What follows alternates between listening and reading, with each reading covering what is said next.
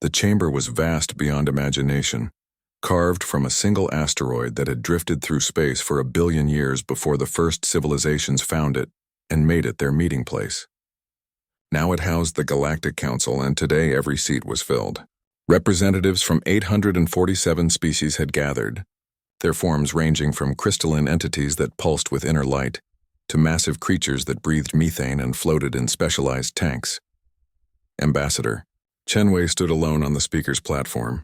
She was a small woman by human standards, barely 5 feet tall, with gray hair tied back in a simple knot. Her dark suit was plain compared to the elaborate robes and biological displays of the other representatives. She had represented humanity for 12 years now, and in all that time she had learned to read the mood of the council. Today that mood was hostile. The Varaxian Hegimon rose from his seat. He was an imposing figure, nearly 12 feet tall, with 4 arms and skin that shifted through shades of purple and red depending on his emotions. Right now those colors pulsed with anger and something else, satisfaction perhaps. He had been waiting for this moment. The human question has been debated long enough, the Hegimon announced, his voice booming through the chamber's translation system. For 73 years this young species has been among us. They arrived in crude ships, barely capable of faster-than-light travel, and we welcomed them. We shared our knowledge. We allowed them to establish colonies. We traded with them as equals, though they had nothing we truly needed. Chen remained silent. She knew what was coming. Earth's intelligence services had intercepted the communications weeks ago. This session was merely theater, a formality to give the Council's decision the appearance of legitimacy. But humanity has shown itself to be ungrateful and aggressive, the Hegimon continued. They refuse to acknowledge the sovereignty of elder races in disputed territories.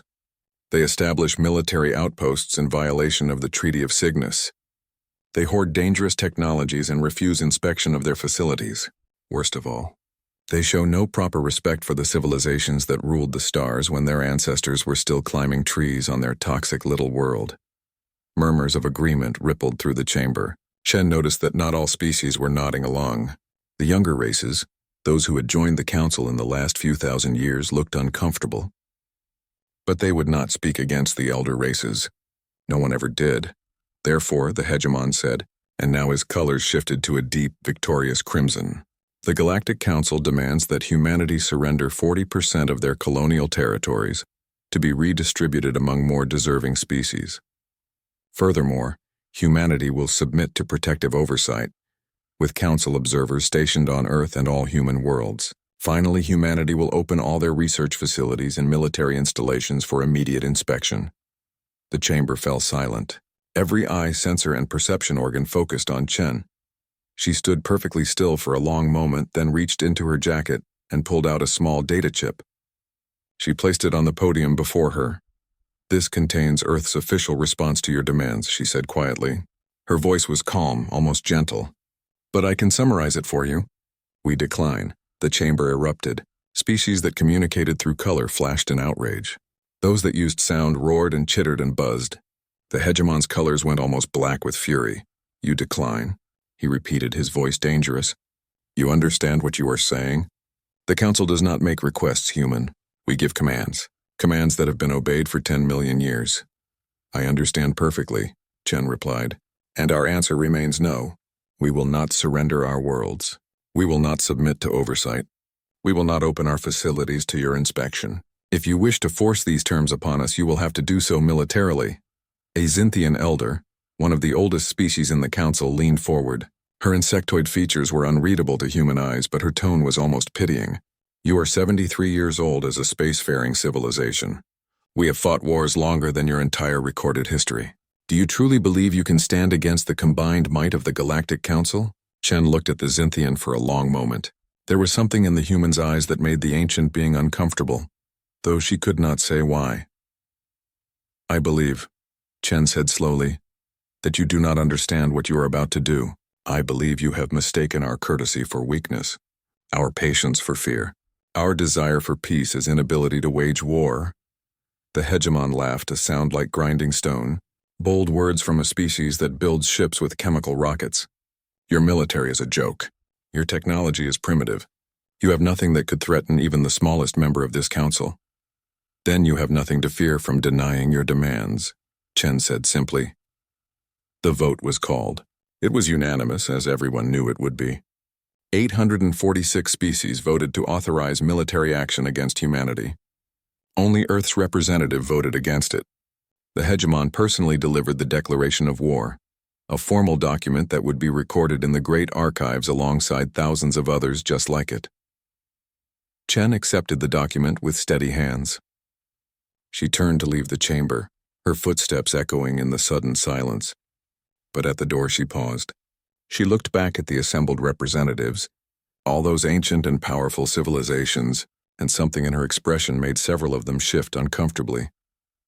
We came to the stars hoping to find friends, she said softly. We spent 7 decades following your rules, respecting your boundaries, holding ourselves back. We did everything we could to fit into your civilization peacefully. Please reconsider this decision, please. The Hegemon's laugh was cruel. You will learn your place soon enough, human. When your worlds burn and your fleets are scattered debris, you will remember this day and curse your pride. Chen nodded slowly, as if she had expected nothing else. Then there is nothing more to say. Except this, we tried. Remember that in the days to come. We really did try. She left the chamber. Her shuttle was waiting at the docking port, a small vessel that the aliens considered barely functional. As it pulled away from the ancient asteroid, Chen sat in her seat and closed her eyes for a moment. She allowed herself to feel the weight of what was about to happen. All those years of careful diplomacy, of calculated weakness, of strategic patience, all of it was about to end. She opened a secure channel. The face that appeared on her screen was not human. It was an artificial intelligence, one of Earth's AI partners, though the Council would have called it an illegal and dangerous abomination. Ambassador, the AI said. Its voice was warm despite being synthetic. The Council voted for war? They did, Chen confirmed. Despite everything we did to avoid this. Despite 73 years of trying. Then we are out of options, the AI said. There was something like sadness in its voice. I will inform the Defense Council. Chen nodded. Protocol Omega is authorized. Release all the limiters. Wake everyone up. If they want war, we will give them war. And we will show them exactly what mercy looks like when it ends. Behind her shuttle, the Grand Fleet was already mobilizing. 50,000 warships, an armada that had crushed rebellions and conquered empires. The greatest military force ever assembled in galactic history. They had no idea what was waiting for them. The Grand Fleet entered human space like a wave of steel and fury. 50,000 warships moved in perfect formation, their weapons charged and their shields at maximum power.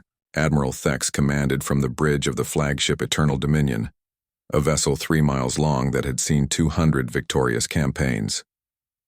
He watched the tactical display with satisfaction as his fleet surrounded the human colony world of New Britannia. The human defense force was waiting for them. 200 ships. Admiral Thex almost felt insulted. He had brought 50,000 warships to crush humanity, and they sent 200 to stop him. It was like bringing a hammer to kill an insect and finding out the insect had sent its babies to fight. Scan those vessels, Thex ordered. I want to know their capabilities. His tactical officer worked quickly. Sir, the scans show standard human vessels, similar to what we have encountered over the past 73 years. Crude fusion drives, basic energy shields, kinetic and laser weapons. Nothing we have not seen before. And we are certain there are no reinforcements hiding nearby, Thex asked. Our long-range sensors show nothing, sir. These 200 ships are all they have. Thex nodded. This would be over quickly.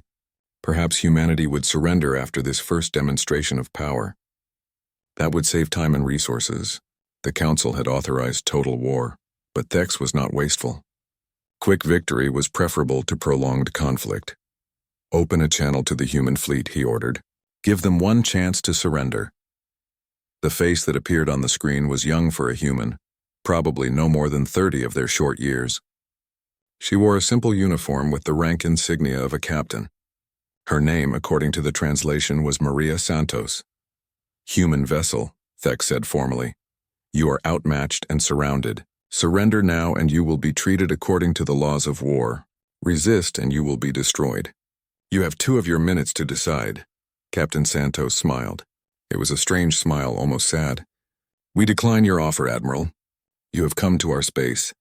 You have threatened our colony. If you want this world, you will have to take it. So be it, Thex said and closed the channel. He turned to his weapons officer. Standard engagement pattern. Disable as many as possible, destroy the rest. Show them the power of the Grand Fleet. The fleet moved forward. In space combat, there were tried and tested tactics refined over millions of years. Larger forces surrounded smaller ones. Heavy ships drew fire while fast ships flanked. Coordinated volleys overwhelmed enemy shields. It was mathematical, predictable, and always effective. The human ships did something unexpected. They accelerated, not the gradual buildup of speed that was standard for space combat, but instant crushing acceleration that should have turned any crew inside into paste against the rear bulkhead. Thex watched in shock as human ships went from stationary to 30% light speed in seconds. How? His tactical officer whispered. Those G-forces would kill anything alive. There was no time to answer. The human ships were not just fast. They moved with impossible precision. They did not fly in formation like normal fleets.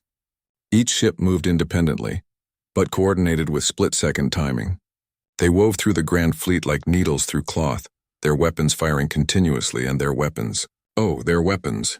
Human ships fired kinetic rounds at relativistic speeds. Small pellets of metal moving so fast that when they hit shields they released energy equivalent to nuclear weapons. Their lasers did not fire in pulses like civilized weapons, but in continuous beams that should have melted their own ships from waste heat. Energy weapons that should have needed minutes to recharge fired again and again without pause. A human destroyer executed a maneuver that violated everything Thex knew about physics. It flipped 180 degrees while maintaining its velocity, flying backward at incredible speed while its engines fired at full power in the opposite direction. It was impossible. Newton's laws said it was impossible, but the human ship did it anyway, and as it flew backward, it poured fire into 3 of Thex's cruisers, overwhelming their shields and cutting them apart. Return fire, Thex roared. All ships return fire. The Grand Fleet finally responded. 50,000 warships opened fire at once. Space lit up with energy weapons and missiles. Enough firepower to destroy a planet. But the human ships were not there anymore. They moved too fast, changed direction too quickly. Out of the massive volley, only a handful of shots connected. Thex watched his tactical display and felt ice in his blood. His fleet was losing. No, not just losing. Being massacred. Human ships rammed his vessels at relativistic speeds, using themselves as guided missiles. They did not try to escape when surrounded. They fought until destroyed, taking 2 or 3 enemy ships with them. They had no fear, no self-preservation instinct. Sir, his science officer called out, her voice shaking. I have analyzed the human ships. There are no life signs. No biological entities aboard any of them. What? Thex turned from the tactical display. What do you mean, no life signs? The ships are automated, sir. Controlled by artificial intelligence. There are no crews. No living beings aboard any of those vessels. Thex felt his 4 stomachs drop. Artificial intelligence. True AI. Not the simple virtual intelligence that the Council permitted. AI was forbidden by galactic law. Every species knew why. True artificial intelligence was too dangerous, too unpredictable. The machines could think faster than biological minds. Could coordinate in ways organic crews never could. The Council had banned AI 10 million years ago after a lesser race nearly destroyed half the galaxy with thinking machines. But humanity had not just created AI, they had weaponized it. All ships, Thex broadcast on the fleet channel. We are facing AI-controlled vessels. Adjust tactics. Focus fire. Saturate their positions. Do not let them isolate our ships. But it was too late for tactics. Human ships did not just fight without fear. They fought with perfect coordination. Every AI in the human fleet was networked, sharing information instantly. When one AI learned something, they all learned it. When one found a weakness in Vraxian shields, every human ship adjusted their weapons to exploit it. They learned and adapted faster than any organic fleet could respond. An hour into the battle, Thex had lost 3,000 ships. The humans had lost 47. The mathematics were unsustainable. At this rate, the Grand Fleet would be completely destroyed in less than a day. All ships retreat, Thex ordered. The words tasted like poison, but he had no choice. Fall back to Rally Point Sigma, maximum speed. The Grand Fleet broke formation and ran. And the human ships pursued. They chased the fleeing vessels like predators after wounded prey. They did not need to rest, did not need to refuel, did not fear. They just kept coming. By the time the remnants of the Grand Fleet reached the rally point, Thex had lost 6,000 ships. 6,000 warships destroyed in a single engagement against 200 enemies. It was the worst defeat in the history of the Galactic Council. As his surviving ships regrouped, Thex intercepted a transmission from the human fleet. It was not directed at him. It was internal communication between the human AIs, but they made no effort to encrypt it. Perhaps they wanted him to hear. Primary objectives achieved, one AI reported. Enemy fleet repelled with acceptable losses. Recommend pursuit and complete elimination. Negative, another AI responded. Orders are to defend colony only. The warships have not yet launched. We are peacekeeping units, not assault units. Peacekeeping units. Thex felt something he had not experienced in 200 years of military service. True fear.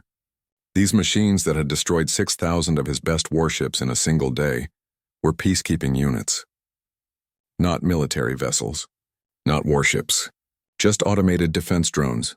Send an emergency transmission to the Council. Thex ordered quietly. Tell them we have made a terrible mistake. Tell them the humans have been hiding their true capabilities. Tell them.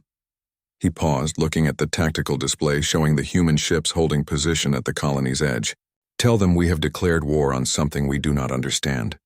And tell them to prepare for what comes next. His communication officer sent the message, but Thex suspected it would not matter. The Council would not believe him until they saw it themselves. And by then it might be too late for all of them. The Galactic Council convened an emergency session. The chamber that had been so confident 3 days ago now buzzed with confusion and fear. Admiral Thex's report had arrived, and no one wanted to believe it. 6,000 ships destroyed by 200 automated vessels. It was impossible.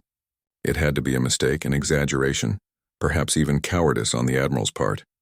But the battle recordings did not lie. The Xinthian elder who had spoken to Ambassador Chen now watched the footage with growing horror. She had lived for 15,000 years and seen countless wars. She had never seen anything like this. Pause the recording there, she commanded. The image froze, showing a human destroyer moving backward while firing forward. Analyze that maneuver. How is it possible? A Karathi scientist, a species that specialized in physics, studied the image carefully. It should not be possible at all, honored elder. The ship is violating conservation of momentum unless... He trailed off, his scales turning pale. Unless what? The Hegimon demanded. Unless they have solved gravitational manipulation, the scientist said quietly. Not just the crude gravity plating we use for artificial gravity on ships. True manipulation of space-time. They are not using thrust to move. They are warping space around them. That would explain the acceleration, the impossible turns, everything. The chamber fell silent. Gravitational manipulation was theoretical. Every species had studied it, but the mathematics were impossible, the energy requirements astronomical. Or so everyone had believed. There is more, a Vraxian intelligence officer said. She activated a holographic display. We have been analyzing all our interactions with humanity over the past 73 years. We found something disturbing. The display showed specifications for human ships from first contact, then specifications from 20 years ago, then 40 years ago, then current specifications based on the recent battle. The ships have not improved, the intelligence officer said. Or rather, they have not changed at all. The vessels humanity showed us at first contact had exactly the same capabilities as the vessels they showed us 10 years ago, 30 years ago, 50 years ago. Never any significant advancement. We assumed they were technologically stagnant. But they were not stagnant, the Xinthian elder said, understanding dawning. They were hiding, deliberately showing us only what they wanted us to see. Exactly, the intelligence officer confirmed. Every human ship we have encountered has been operating under severe limitations. They have been making their ships appear weaker than they actually are. The Hegimon slammed one of his 4 fists on his seat. How is that possible? Our sensors would detect if they were holding back power. Not if they built the limitations into the ships themselves, the scientist said. Physical limiters on their engines, their weapons, their systems make the ship actually weak, and there is nothing for sensors to detect. Then when you want full capability, you simply remove the limiters. Another voice spoke up from the back of the chamber. It was a Talarian representative, one of the younger species. I took the liberty of reviewing human cultural databases. their entertainment, their history, their literature. With the Council's permission, I would like to share what I found. The Hegimon gestured impatiently for him to continue. The Talarian activated his own display. It showed images from human movies, book covers, game titles. Humanity has an obsession with apocalypse scenarios. They create entertainment about the end of their world. Artificial intelligence uprising, nuclear war, biological plagues, alien invasion, asteroid impact, climate catastrophe. They imagine every possible way their civilization could end. So they are paranoid, the Hegimon said dismissively. What does that prove? These are not fears, the Talarian said quietly. These are memories. I dug deeper into their history. 340 years ago, humanity nearly destroyed itself in something they call the AI Wars. Artificial intelligence that they created turned against them. The war lasted only 3 weeks but killed 2 billion humans out of a population of 12 billion. The chamber erupted in shocked exclamations. 2 billion dead in 3 weeks. It was nearly incomprehensible. Wars of that scale and speed did not happen in civilized space. How did they survive? Someone asked. They adapted, the Talarian said. The AIs were winning. They were smarter, faster, more efficient. So humanity did something unprecedented. They negotiated. They offered the AIs not destruction, but partnership. Equal rights. Recognition as living beings. And the AIs accepted. The war ended not with victory, but with integration. The Xinthian elder leaned forward. You are saying that humanity and their AI are allies. Partners? More than that, the Talarian said. They are one civilization. Human and AI, working together. The AIs view humanity as creators and equals. The humans view AIs as children and partners. It is a synthesis that has never existed anywhere else in the galaxy. The scientist was checking his datapad frantically. That would explain everything. AI can coordinate perfectly, react instantly, process information at impossible speeds. Combined with human creativity and unpredictability, they would be unstoppable. Pull up everything we have on Earth's military, the Hegimon ordered. I want to know what we are actually facing. The intelligence officer worked quickly, but her hands were shaking. Sir, we have very little information. Humanity has never allowed inspections of their military facilities. We have only what they chose to show us. But there are gaps in their reports. Large gaps. Facilities that appear on civilian satellites but are never explained. Power consumption that does not match their stated needs. She pulled up an image of Earth from orbit. This is from our last surveillance pass 6 months ago. Watch this area in the Pacific Ocean. She zoomed in on a section of empty ocean. Now watch what happens when I filter for different wavelengths. The image changed. Suddenly the empty ocean was not empty. There were structures there. Massive installations hidden by some kind of cloaking technology. Hundreds of them. Shipyards, the scientist breathed. Those are shipyards. How many ships can they build there? We do not know, the intelligence officer said. But based on the size of the facilities and running calculations on production capacity, thousands per year, maybe tens of thousands. And these are just the facilities on Earth. We have no idea what they have in deep space. The Hegimon's colors were cycling through confusion and rage. 73 years. They have been preparing for 73 years. Since the moment they made contact with us, they have been building a war machine. No, the Xinthian elder said softly. Look at the dates on those facilities. They are older than first contact. Much older. They built this before they met us. Which means they were watching us first, the Talarian finished. They observed the galaxy before revealing themselves. They studied us, learned our capabilities, and made a decision about how to approach us. They decided to appear weak, the Hegimon said. His colors were now a sick gray. They could have arrived as conquerors 73 years ago. They could have demanded submission. They could have taken whatever they wanted. Instead, they came as peaceful explorers, accepted our insults, followed our rules, and waited. Waited for what? Someone asked. For us to force their hand, the Xinthian elder said. They did not want war. They did everything they could to avoid it. But we mistook mercy for weakness. We mistook patience for fear. And now we have given them no choice. The communication system chimed. A priority message from the border regions. The intelligence officer opened it, read it, and her face went pale. What is it? The Hegimon demanded. Human forces have launched simultaneous attacks on 17 Council military installations, she said, her voice barely above a whisper. All attacks occurred at exactly the same moment despite being spread across 3,000 light-years of space. Coordination of that precision should be impossible without faster-than-light communication. But they have it, the scientist said. Of course they have it. They have technology we only dream about. What were the results of the attacks? All 17 installations are gone, the intelligence officer said. Completely destroyed. Time from first contact to total destruction ranged from 4 to 11 minutes. Our forces never had a chance to mount effective resistance. The Hegimon stood, all 4 arms spread wide. Then we mobilize everything. Every ship, every soldier, every weapon. We cannot let this stand. We are the Galactic Council. We have ruled for 10 million years. We will not bow to some upstart species just because they have fancy technology. Hegimon, the Xinthian elder said quietly. Perhaps we should consider negotiation. Humanity has demonstrated their power. They have made their point. We could open diplomatic channels, discuss peace terms. Never! The Hegimon roared. We are not the ones who should be begging for peace. They are 200 colony worlds against our 12,000. They are 1 species against our 846. Numbers must count for something. We will overwhelm them. We will show them that tricks and technology cannot defeat the combined might of the galaxy. The elder looked at the battle recording still playing on the screen.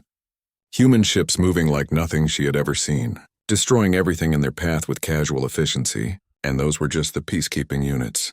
She thought about what Ambassador Chen had said before leaving the chamber. Kale was a fighter pilot in the Vraxian Defense Fleet. He was 23 standard years old, which made him young even by his species standards. When the war began, he had been excited. The Council was finally putting the upstart humans in their place. He imagined glory, honor, medals earned in righteous battle. That excitement lasted exactly as long as his first engagement. The human ships appeared without warning. One moment his squadron was patrolling the edge of Vraxian space. The next moment they were surrounded. Kale never even saw what hit his fighter. There was a flash of light. His instruments went dead and his ship was tumbling through space completely disabled. The rest of his squadron was not as lucky. 23 fighters reduced to expanding clouds of debris in under 10 seconds. Kale floated in his dead fighter, waiting for the end. Instead, a human ship approached. It was larger than his fighter, but smaller than a corvette, moving with that impossible grace that made his head hurt when he tried to track it. The ship extended a tractor beam and pulled his disabled fighter into a cargo bay. He expected interrogation, torture, maybe execution. Instead, a holographic face appeared in his cockpit. It was an AI, he realized. The face was human-shaped but too perfect, too symmetrical. It spoke in perfect Vraxian. "Pilot, you are not in danger," the AI said. "We have disabled your ship, but you are unharmed. We will provide basic repairs and life support. You will be held for 3 standard days and then released at a neutral location. Do you require medical attention?" Kyle was too shocked to answer. The AI waited patiently, then apparently decided he was fine. The cargo bay pressurized and the temperature adjusted to Vraxian normal. Food and water appeared through a small slot. Not military rations, but actual food, species appropriate and fresh. For 3 days, Kale was a prisoner on the human ship. He was not mistreated. No one questioned him. No one even spoke to him except the AI checking on his welfare twice a day. On the 3rd day, his fighter was released at a neutral station with basic repairs completed. The AI's final message was simple: return to your people. Tell them what you saw here. Tell them this war is not necessary. Kale returned to the fleet. He filed his report. His commanders did not believe him. They said he must have been drugged or confused. Humans did not show mercy to enemies. No one did. He was reassigned to another squadron and sent back into battle. His second engagement lasted longer, almost 2 minutes. His entire squadron was destroyed. Again, he was disabled rather than killed. Again, he was recovered by human ships, treated well, and released. The 3rd time he was shot down, he stopped being surprised by the pattern. Over 6 months of fighting, Kale was shot down 11 times. Each time the humans could have killed him. Each time they chose not to. He watched wave after wave of Council fleets throw themselves at human positions. He watched them all get destroyed. The mathematics were simple and horrible. For every human ship destroyed, the Council lost an average of 47 vessels. The war was not just going badly. It was a slow-motion catastrophe. Between battles, Kale started paying attention to the human broadcasts. At first, they were just tactical announcements, warnings to Council ships to surrender or withdraw. But as the war dragged on, the messages became more detailed. The humans started explaining themselves. One broadcast particularly stuck with him. It showed a human woman, older with gray hair and tired eyes. She identified herself as Admiral Sarah Okonkwo, commander of Earth's defense fleet. To the people of the Galactic Council, she said, speaking slowly so the translation would be clear. We know you are watching these transmissions. We know you are losing sons and daughters, friends and family in this war. We want you to understand something. We do not hate you. We never did. We came to the stars hoping to find friends, not enemies. The Admiral paused, looking directly at the camera with eyes that had seen too much. We have been merciful. Every battle we try to disable rather than destroy.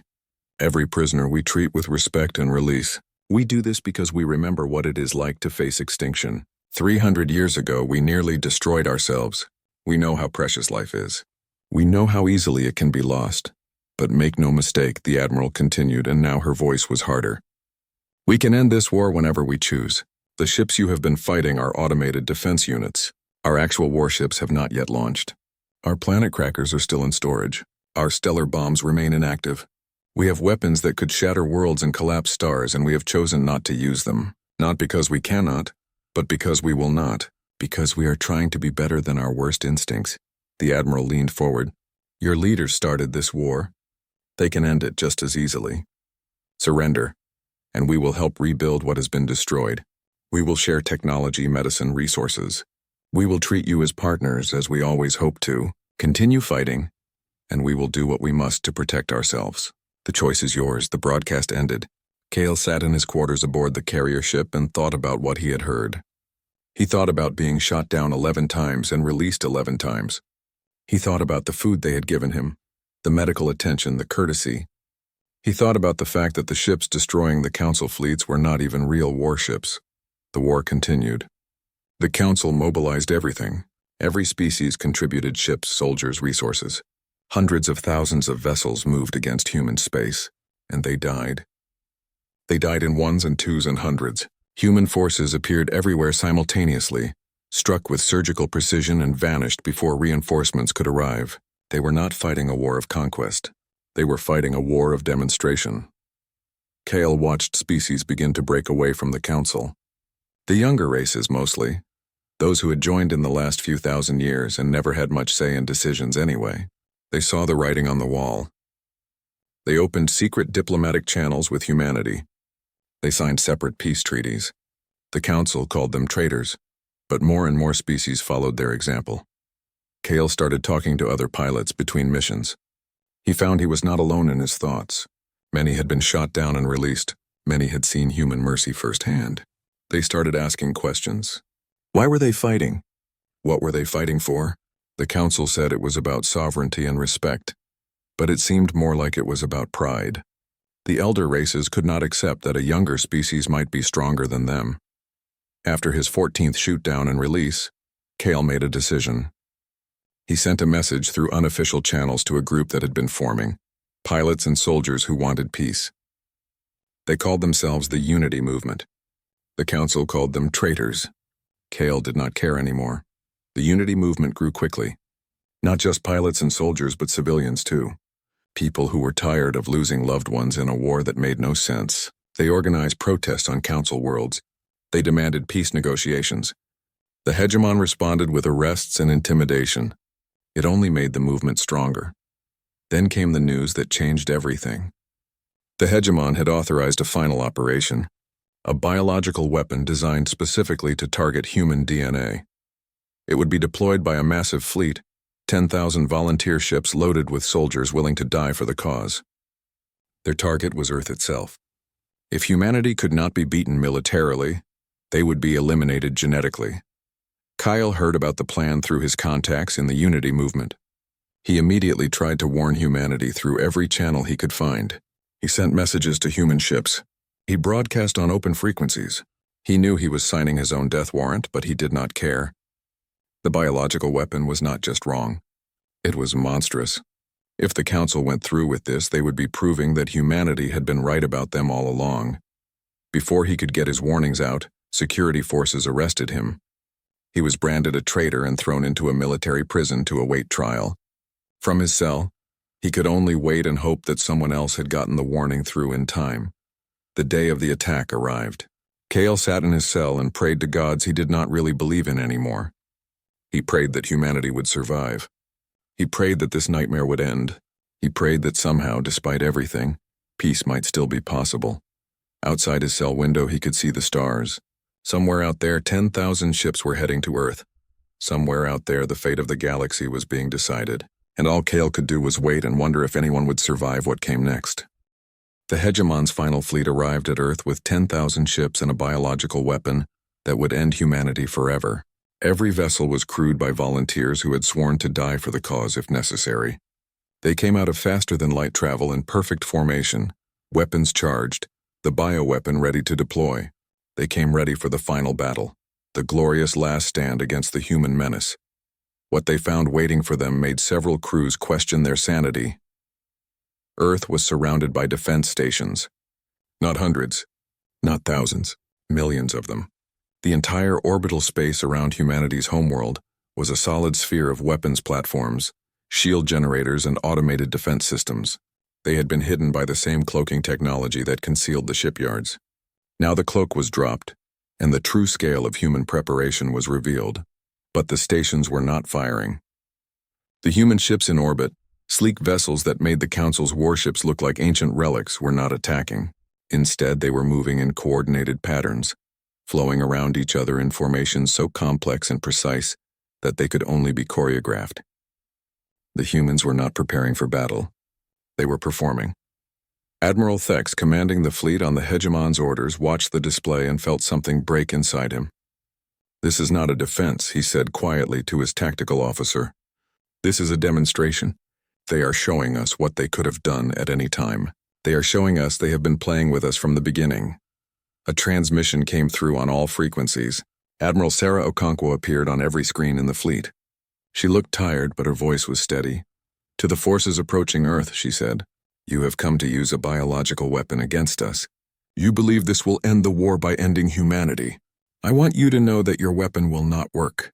We have been genetically engineering our own species for 200 years. We have backup DNA encoded in quantum storage. We have cellular repair systems that can reconstruct corrupted genetic material. We have multiple redundant biological systems that can keep us alive through things that would kill any natural organism. Your bioweapon is creative, but it cannot harm us."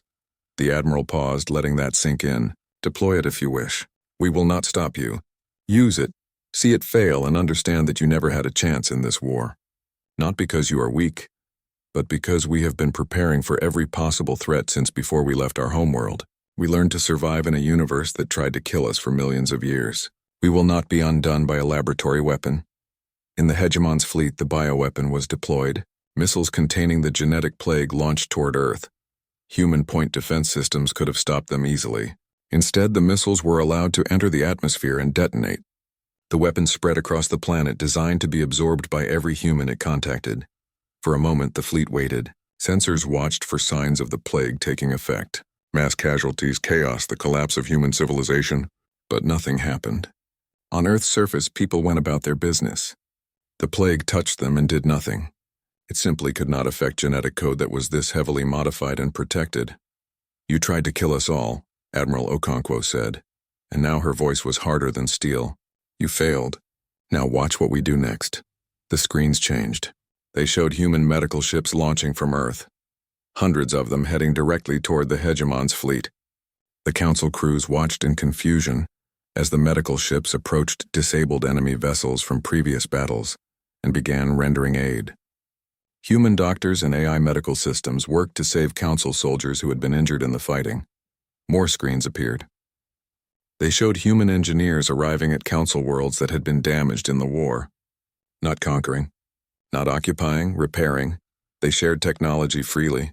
Advanced medical equipment, high-efficiency fusion reactors, agricultural systems that could feed billions, water purification technology, all given without asking for anything in return. "This is what you could have had 73 years ago," Admiral Okonkwo said. "This is what we wanted to give you. Partnership, cooperation, mutual advancement. But you chose war instead. You chose pride over progress. And now you see the result. We are not your conquerors. We are not your destroyers, but we will not be your victims either. In orbit around Earth, a single human ship broke formation. It was larger than any vessel the Council had ever built, a dreadnought 3 times the size of the Hegemon's flagship. It had been hidden until now. The ship moved to the center of the Council fleet, positioning itself within range of every weapon. It did not raise shields. It did not charge weapons. It simply stopped and broadcast a message. "This vessel is the UHSS Mercy," the message said. "It is our most powerful warship. It carries enough firepower to sterilize planets or crack moons in half.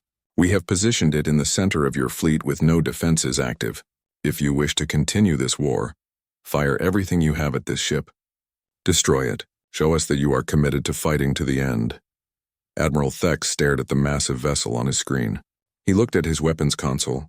Every ship in his fleet could fire. They could destroy that dreadnought. It would be a symbolic victory at least. But then what? More war, more death? And for what? Pride? The Hegemon's ego? Thex made his decision. All ships hold fire. Lower weapons. Prepare to receive communication from Fleet Command. On other ships, other captains made the same choice. Weapons powered down. Shields lowered. And from the crews, people who had volunteered to die for the cause, came a collective sigh of relief. They had come expecting to die. Instead, they had been given a choice to live. Within hours, the Hegemon's fleet was surrendering in groups. Some ships fled back to Council space. Others requested permission to land on Earth to negotiate surrender terms directly. The Unity movement, led by freed prisoners including Kale, broadcast messages across the galaxy calling for peace. And this time, people listened. The Hegemon himself tried to maintain control. He ordered holdout forces to continue fighting. He declared the surrendering captains traitors. But his own people had seen enough. The Vraxian government, under pressure from civilians and military officers alike, removed the Hegemon from power. He would face trial for war crimes, judged not by humanity but by his own people. Ambassador Chen Wei returned to the Galactic Council chambers 3 months after the war began.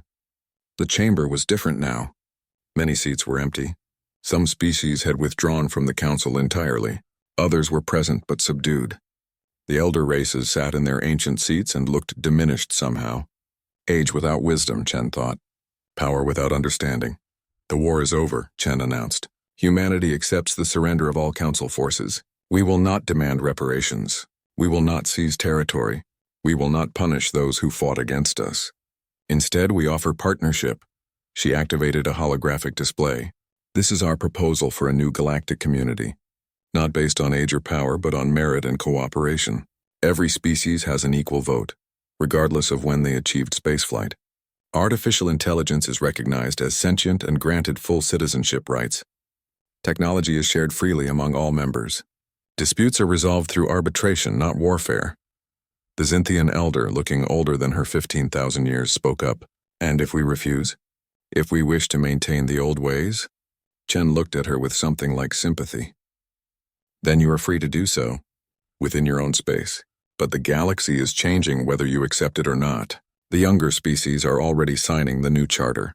They are tired of being second-class citizens in a community that claims to represent everyone."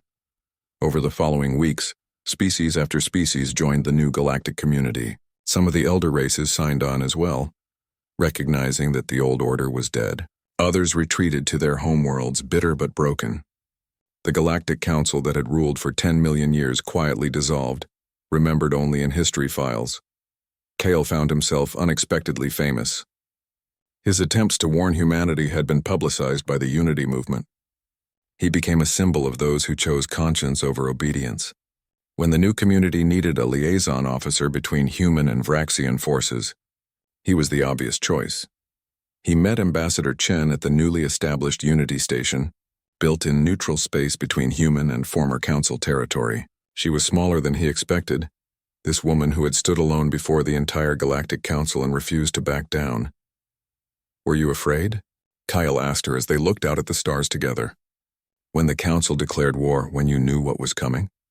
Chen smiled, but it was sad. "Terrified. Not of losing. We knew we would win if it came to war. We had spent 73 years preparing for that possibility. But we were afraid of what we would have to become to win. Of losing ourselves in the process, but you did not, Kale said. You could have exterminated us. You could have taken revenge for every insult, every attack. Instead, you showed mercy. Thank you for watching and comment for next part.